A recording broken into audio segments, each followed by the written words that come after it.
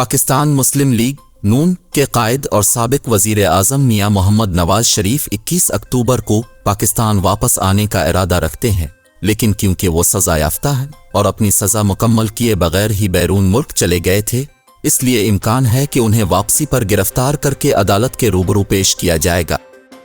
लेकिन उनकी जमात मुस्लिम लीग नून को इस बात पर यकीन है कि वो गिरफ्तार नहीं किए जाएंगे, क्योंकि वतन वापसी से कब्ल उनकी हिफाजती ज़मानत मंजूर करा ली जाएगी, जिसके बाद वो पाकिस्तान वापसी पर जलसे में शिरकत करेंगे और फिर अदालत के सामने सरेंडर करेंगे।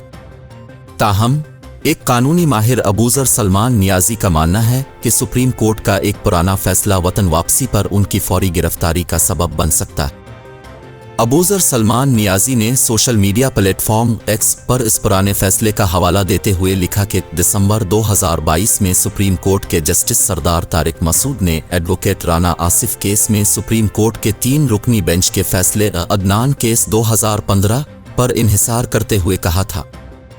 कि सज़ा याफ्ता शख्स का उसकी दरख्वास्त की समाअत से कब्ल कैद में होना ज़रूरी है। वो गिरफ्तारी से बचने और अदालत से रिलीफ हासिल करने के लिए महज अदालत के सामने हथियार नहीं डाल सकता, इससे पहले कैद होना होगा।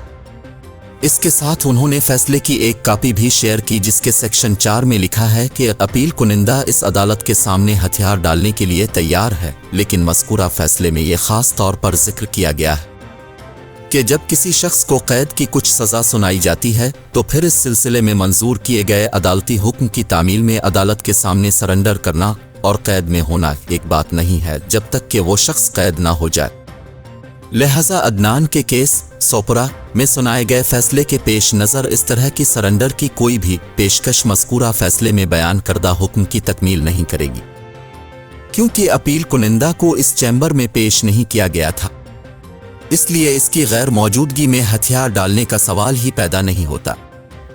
अगर इस फैसले को देखा जाए तो बज़ाहिर लगता है कि अपील कुनिंदा यानी नवाज शरीफ को हिफाजती ज़मानत के लिए पहले गिरफ्तारी देकर अदालत के सामने पेश होना होगा।